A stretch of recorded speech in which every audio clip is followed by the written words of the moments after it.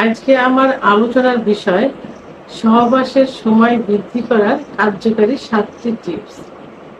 দেশের এবং প্রবাসের ভাই বোনদের প্রতি সালাম। আসসালামু আলাইকুম। যৌন অক্ষমতার রোগী জানতে চায় যে ওষুধ ছাড়া কিভাবে আমরা সহবাসের সময় বৃদ্ধি করতে পারব। যৌন অক্ষমতা বলতে বোঝায়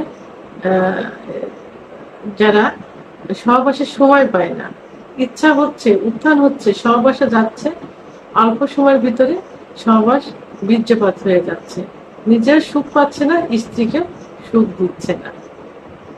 তো এই ক্ষেত্রে পুরুষরা অনেকে আছে ওষুধ খেতে চায় না, ওষুধের প্রতি একটা অনীহা থাকে, অথবা ওষুধ খেতে খেতে আর ওষুধ খাওয়ার প্রতি কোনো আগ্রহ থাকে না, ধৈর্য হারিয়ে ফেলে।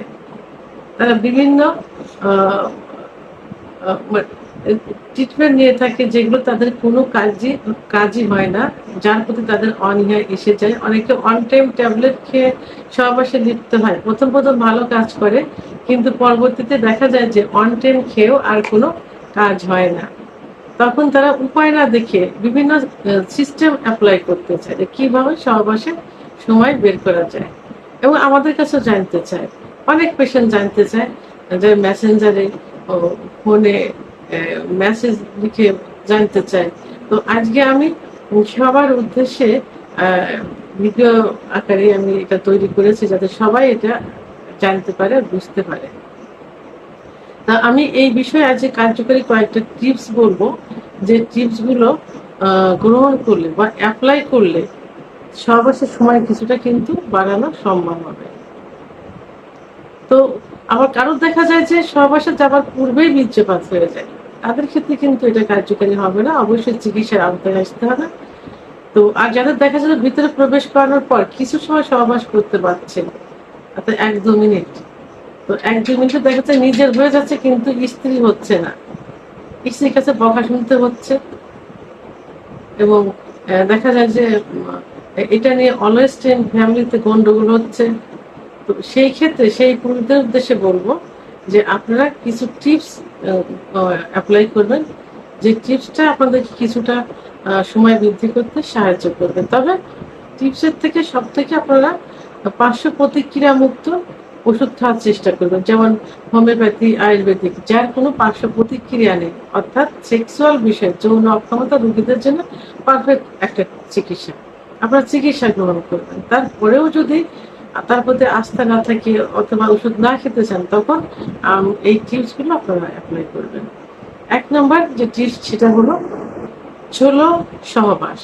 অর্থাৎ সহবাস করার সময় কোনো তাড়াহুড়ো করা যাবে না, যে আমি গেছি একদম বীর্যপাত করেই চলে আসবো, অথবা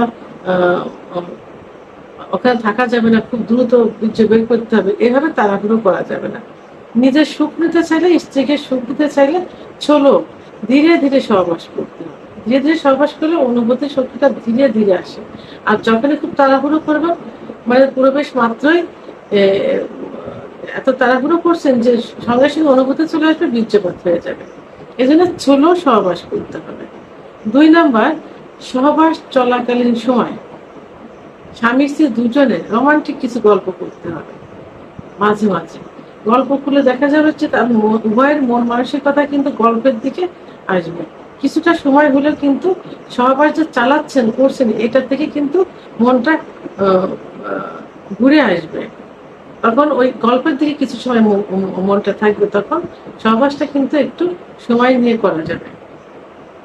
3 নম্বর যেটা, যখন দেখবেন যে বীর্যপাতের মুহূর্ত হয়ে আসছে, ঠিক সেই মুহূর্তে মিলন অর্থাৎ সঞ্চারণ বন্ধ করে দিবেন, সহবাস বন্ধ করে দিবেন। বন্ধ করে দিয়ে মানে বন্ধ থাকা যাবে না, তাতে স্ত্রী বুঝে গেল, আবার স্ত্রীকে বন্ধ করে দিলে স্ত্রীর সুখ থেকে দূরে সরে যাবে। এই জন্য স্ত্রীর সঙ্গে কথা সহ তাকে ভোর পেলে করতে হবে, আদর করতে হবে।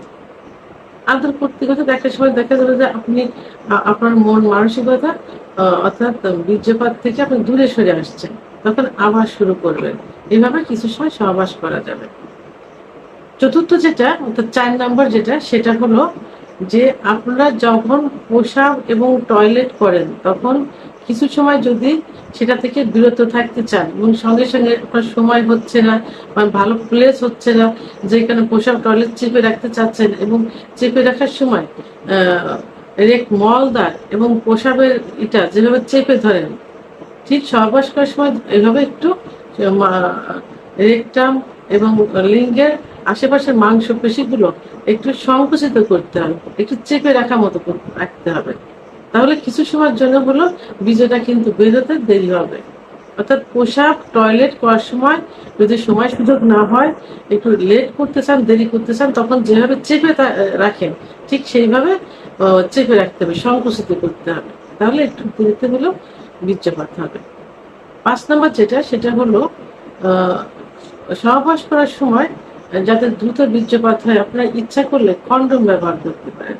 কন্ডোম ব্যবহার করলে অনুভূতি শক্তিটা একটু কম আসবে, একটু ধীরে ধীরে আসবে, কারণ স্কিনের সঙ্গে তো লাগছে না, কন্ডোমের সঙ্গে ঘর্ষণ হচ্ছে, সেহেতু অনুভূতি শক্তিটা একটু দেরিতে হলে আসবে।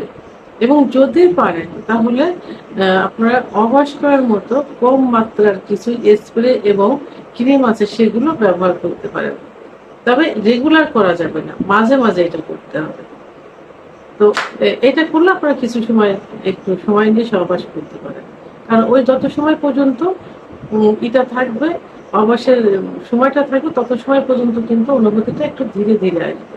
তবে স্প্রে যখন ব্যবহার করবেন সহবাসের 10-15 মিনিট আগে ব্যবহার করবেন, আর যদি ক্রিম ব্যবহার করেন তাহলে আধা ঘন্টা আগে ব্যবহার করতে হবে। তবে সহবাসের সময় অবশ্যই ধুয়ে নিতে হবে, আর স্প্রেটা ধুতে হবে না, ক্রিম ব্যবহার করলে ধুয়ে নিতে হবে। 6 নম্বর যে পয়েন্ট, সেটা হলো যে আপনারা চাইলে পজিশন চেঞ্জ করতে পারেন। একই পজিশনে শুয়ে যদি বা একই পজিশনে যদি সহবাস করতে থাকেন তাহলে দ্রুত বীর্যপাত হয়ে যাবে। যাদের দ্রুত বীর্যপাত হয়, যখনই একটু পজিশন চেঞ্জ করবেন তখনই সময়টা একটু গ্যাপ হচ্ছে, ভিতর থেকে পেনিসটা একটু বের করতে পারছেন, প্রাইভেট অঙ্গটা, তাহলে কিছুটা সময় পাবেন। এই জন্য পজিশন চেঞ্জ করে করে আপনার সহবাসকে সময়টা বৃদ্ধি করতে পারেন। তো আমি এত সময় যে টিপসগুলো দিলাম, আপনারা এই টিপসগুলো গ্রহণ করবেন এবং এর থেকে সব থেকে ভালো হবে পার্শ্ব প্রতিক্রিয়ামুক্ত ওষুধ সেবন করা। আর পাশাপাশি কিছু খাবার খাবেন, ন্যাচারাল প্রাকৃতিক যে খাবার, খেজুর, কাজু বাদাম, দুধ, ডিম, এগুলো খেয়ে যাবেন। তাহলে দেখবেন যে আস্তে আস্তে এই দ্রুত বীর্যপাতটা রোধ হয়ে যাবে। প্রতিদিনের খাবার তালিকায় কিছু কিছু করে এগুলো রাখবেন। আমার ভিডিওটি সম্পর্কে যদি কোনো মতামত থেকে থাকে অবশ্যই কমেন্টসের মাধ্যমে জানাবেন। আর ভিডিওটি ভালো লাগলে লাইক, কমেন্ট, সাবস্ক্রাইব করে আমার সঙ্গে থাকুন। আল্লাহ হাফেজ।